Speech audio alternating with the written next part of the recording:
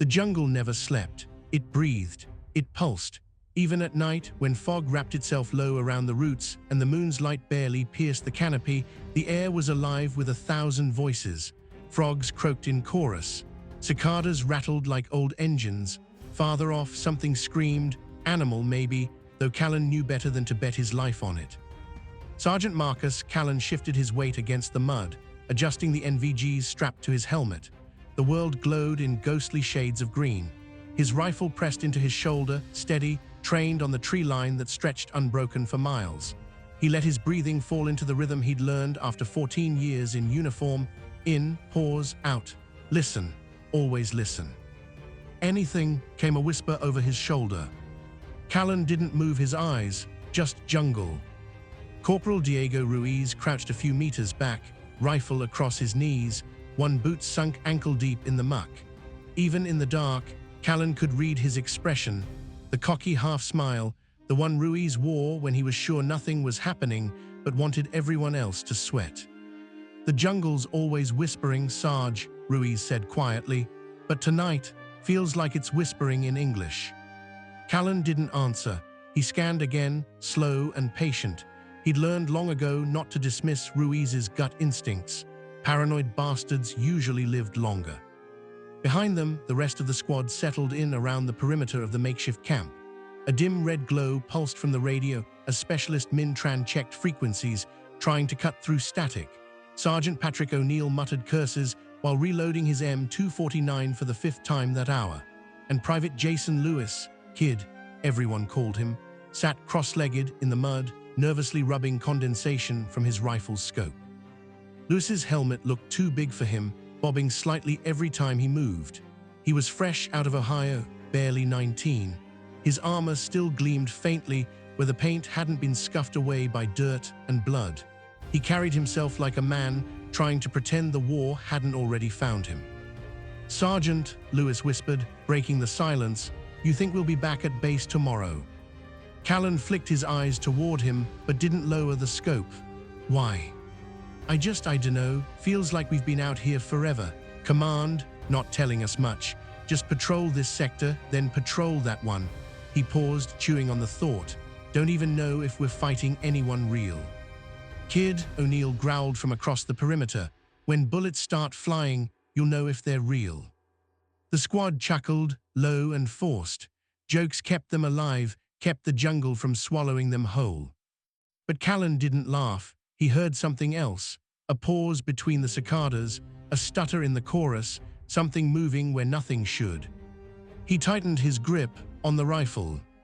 "Movement 2 o'clock, Ruiz muttered, already lifting his sniper scope. His voice had dropped into that flat tone he only used when things got serious. Callan tracked with him. Leaves shifted barely, just enough to catch the edge of the moonlight, too deliberate, not wind. The jungle coughed. A sound sharp enough to cut through the night, thwip, not an animal, not a branch snapping, suppressed fire. Lewis gasped once, hard. His body jolted backward, helmet tilting as a neat hole punched through his visor. He collapsed into the mud, rifle clattering from his grip.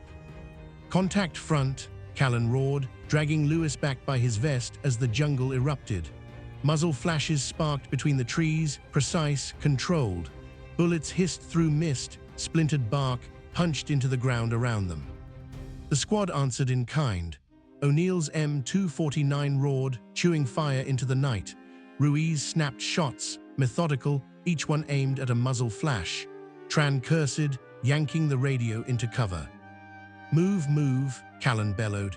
His boots sank into the muck as he hauled Lewis's limp body, heart hammering. Whoever was out there, they weren't militia. Their fire was tight, coordinated, too damn clean. "Can't see 'em," Ruiz shouted, fury in his voice. "They're ghosts, Sarge, fucking ghosts." "Suppress and fall back," Callan snapped. "We're not dying in the mud." The squad moved, rifles barking, mud flying. Callan's comms hissed with static as he fumbled for a channel. Then clear, deliberate, like a knife against his skull, a voice slid through the headset. "We've been waiting for you, Sergeant. Tell your men, this is only the beginning." Callan froze for half a heartbeat. The voice wasn't anyone he knew. but it wasn't hostile in the way insurgents taunted. It was calm, controlled, familiar in a way that set his teeth on edge. The transmission cut, gunfire raged on, the jungle swallowed them whole. Callan ran harder, Lewis's blood slicking his gloves. He didn't have answers yet, but one thing was carved deep into his chest like shrapnel. They weren't supposed to survive this patrol. And whoever was hunting them knew his name. Mud sucked at every step.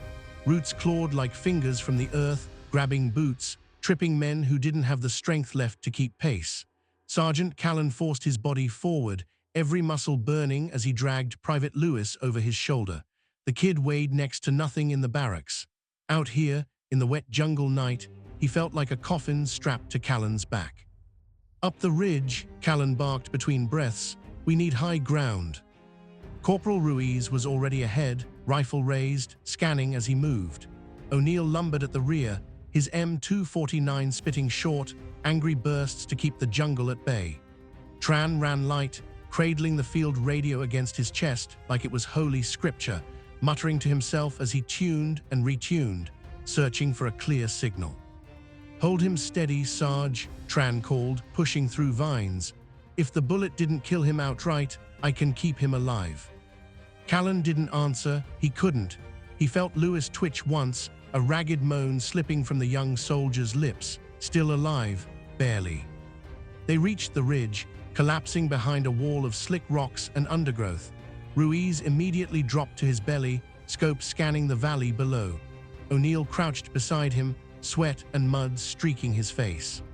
"See anything?" Callan demanded, lowering Lewis gently to the ground. "Nothing moving," Ruiz muttered. His voice was flat, his humor gone. "But they're there, I can feel it." Tran knelt beside Lewis, snapping open his med kit. He peeled back the kid's vest and hissed through his teeth. "Clean through the upper chest. Missed the heart, but he's drowning in his own blood. Need a medevac." "Get me comms," Callan said. His throat was dry, raw from shouting. Tran shoved the handset into his grip. Callan pressed the transmit key, trying to steady his voice. "This is Sergeant Marcus Callan, Outrider Squad. Troops in contact. We've got a man down, critical condition. Requesting immediate extraction, grid 267 by 194. Copy, over." Static hissed back, a pause, then a voice, distant, bureaucratic, stripped of urgency. "Outrider, this is command. Negative on extraction. Area is not authorized for operations. Repeat, no friendlies in your sector." Callan blinked, his jaw tightening. "Say again, we are under fire, repeat, under fire. One casualty in need of urgent evac. You have our coordinates." "Negative, Outrider, mission not recognized. Stand by." The line went dead. For a moment, only the jungle spoke, whispering through leaves, dripping water into mud. O'Neill swore, punching the dirt. Ruiz spat into the ground, muttering curses in Spanish. Tran kept working on Lewis, his hands steady even as his face drained of color. "What the hell does that mean?" O'Neill growled, his voice shaking with rage. "Mission not recognized. We were sent here, you all heard the orders." Ruiz glanced at Callan, eyes sharp. "Orders from who, Sarge? You ever seen the face behind those radio calls?" Callan didn't answer. He stared at the radio, its red glow flickering in the dark like a dying heartbeat. Lewis coughed, blood bubbling at his lips. His voice was thin, barely a whisper. "Sergeant, don't let me die out here." Callan knelt beside him, pressing a hand to the kid's shoulder. "You're not dying, Lewis. Not tonight. You hear me? You hold on." But his words felt hollow, even to himself. The jungle shifted again, faint rustles from below the ridge. Ruiz tensed, scope sweeping. "They're moving in. Same discipline, same spacing. Whoever these bastards are, they're not amateurs." Callan forced himself upright, rifle back in his hands. The truth pressed against him, heavy as the humid air. Command wasn't coming. They weren't supposed to make it out. The only extraction waiting for them was death. Those signals the ridge gave them breathing room but not safety. Rain slicked the rocks, pooling in shallow depressions like dark mirrors. Ruiz stayed on the scope, muttering every few minutes, "Movement here, a shadow there," but nothing broke cover. They were being watched, stalked like prey. Tran's radio crackled to life again. Everyone froze. It was command. The voice was low, modulated, impossible to place. Outrider squad, you are not where you belong. Callan snatched the handset. Identify yourself. Static answered, followed by a chuckle that made the hair rise on his neck. You should not have come here, Sergeant Callan. This ground is claimed. This war does not concern you. The transmission cut. Tran swore under his breath, shaking the handset like it might force the signal back. What the fuck was that? O'Neill demanded. They know your name, Sarge. They've been waiting for us. Callan didn't answer. His mind spun. Whoever was hunting them had access to comms, secure comms. That wasn't insurgents. That wasn't local militia. That was someone with power. Lewis groaned again, weaker this time. His skin was clammy, pale. Tran worked furiously, but the kid's blood soaked. Breakout dawn came in grey light, filtering weakly through the canopy. The jungle steamed, heavy with the stink of wet leaves and blood. Callan roused the squad with a curt hand signal. No words. Words wasted energy. O'Neill carried Lewis now, slung across his broad shoulders like a rag doll. Ruiz led point, silent as a blade, every step calculated. Tran brought up the rear, radio still clutched tight, eyes darting.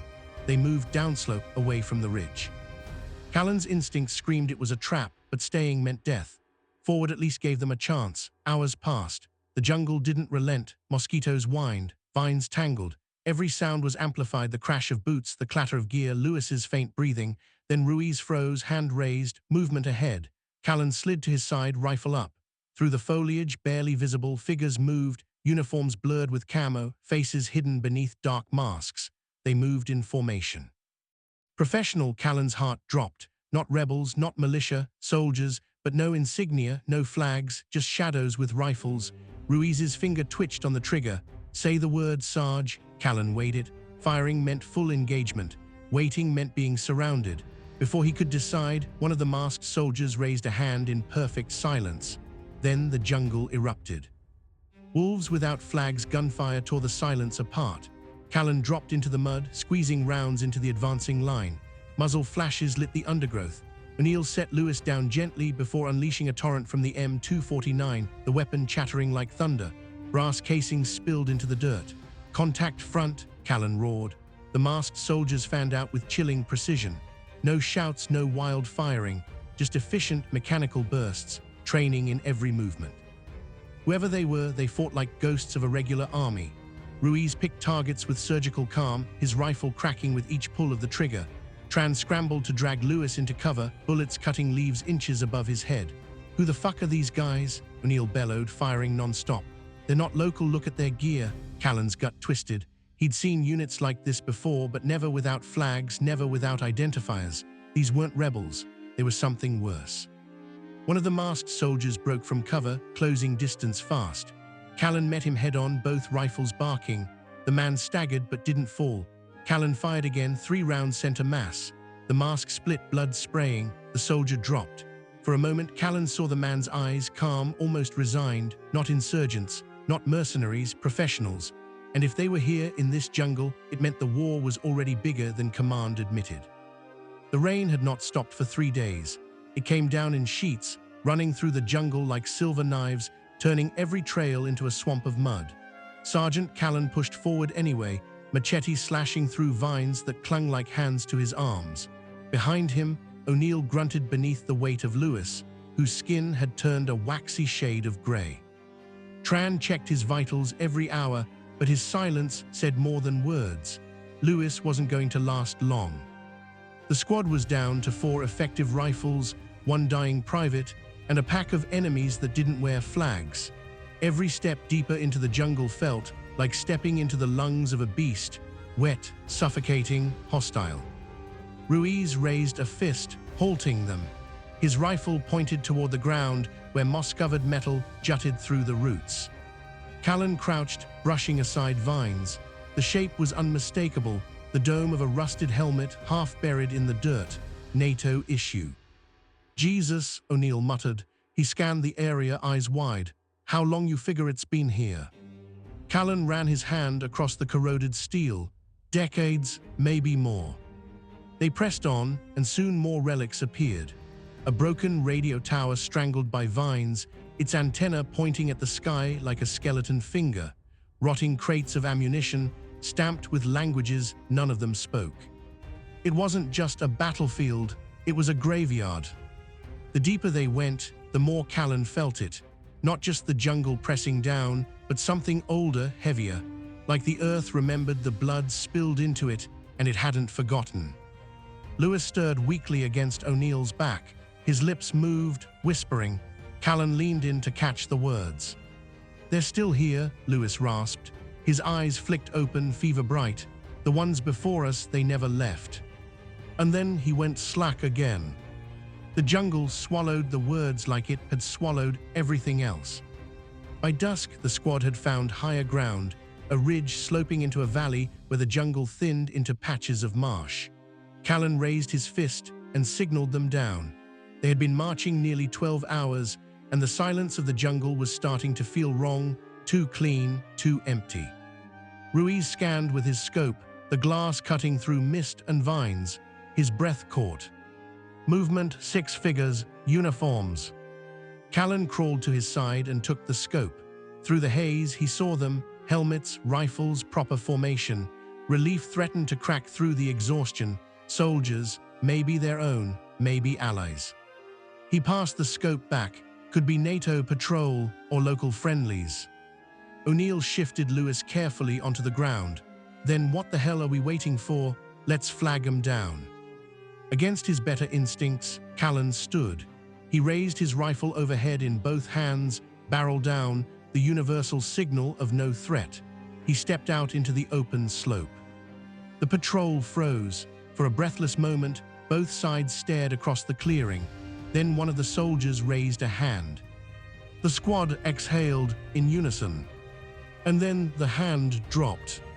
The clearing exploded with gunfire.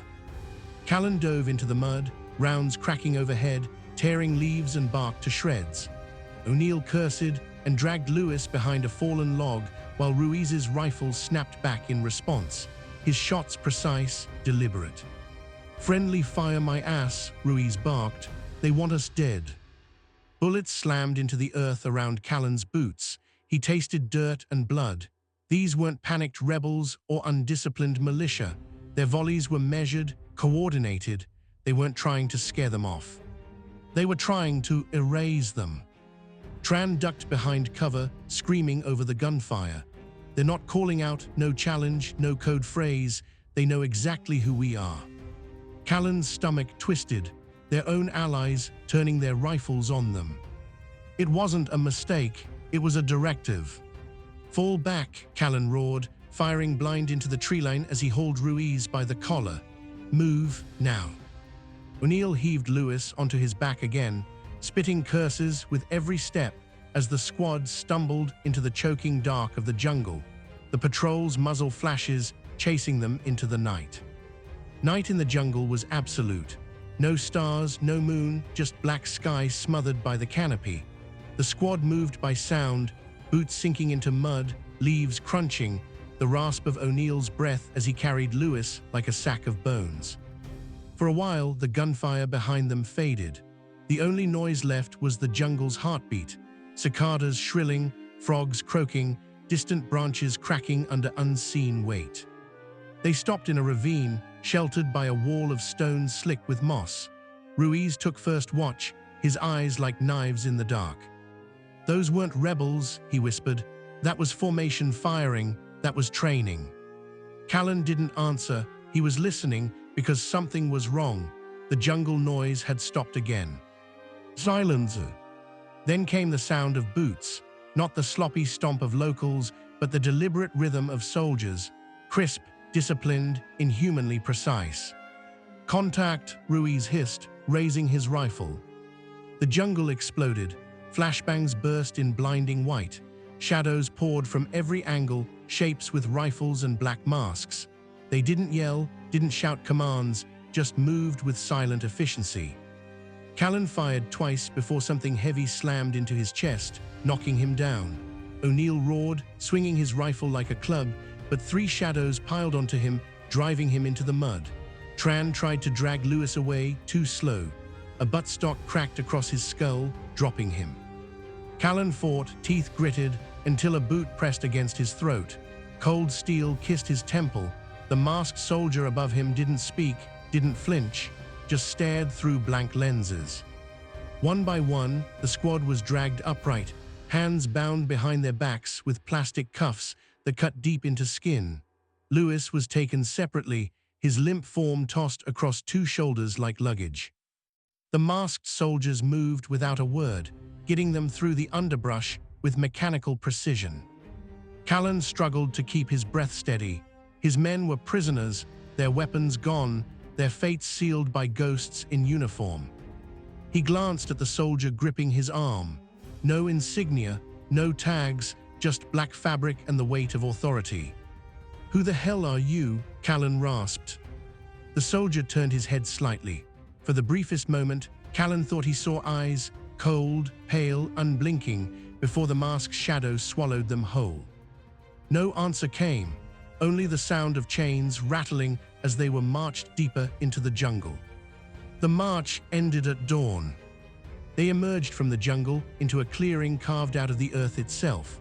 Barbed wire-crowned wooden walls slick with moss, and floodlights perched on rusted towers cut through the mist, humming faintly despite the jungle's attempt to swallow them. No flags, no insignias, no sign that this place belonged to any country. The masked soldiers shoved the squad through a gate reinforced with iron plates. Inside, cages, old, rusting, barely big enough for a man to sit upright. Some were empty, others weren't. Callan's stomach turned. Skeletons slumped in corners, half consumed by rot. Bones wrapped in tatters of uniforms from wars that should have ended decades ago. A graveyard disguised as a prison. They were each forced into separate cages. Lewis was taken elsewhere, his limp body dragged toward a low building with boarded windows. His weak groans echoed until the door slammed behind him. O'Neill bellowed from his cage, rattling the bars until his hands bled. "Where the fuck are you taking him?" The guards ignored him. Their silence was worse than cruelty. Hours passed, or maybe days.